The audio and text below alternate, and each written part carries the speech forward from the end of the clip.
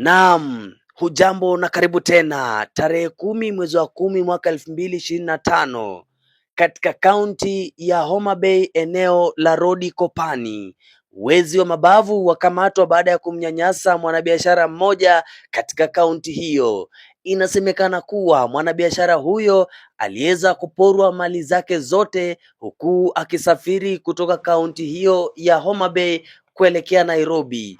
Isitoshe, mwanabiashara huyo alipata fununu kuhusiana na mama moja ambaye huwasaidia watu. Hata hivyo hakusita na kupeleka ripoti moja kwa moja kwa daktari huyo wa kienyeji.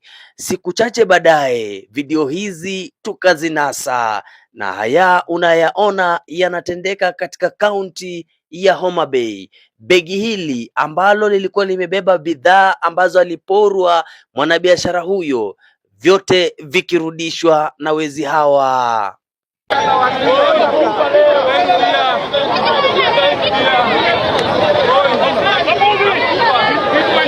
Vilio vya machungu vinasikika hewani kutoka kwa vinywa vya wezi hawa, huku wakiandamana moja kwa moja kulazimika kuelekea nyumbani kwa daktari wa kienyeji aliyewatuma nyuki hawa kwa kusudi la kuwanasa.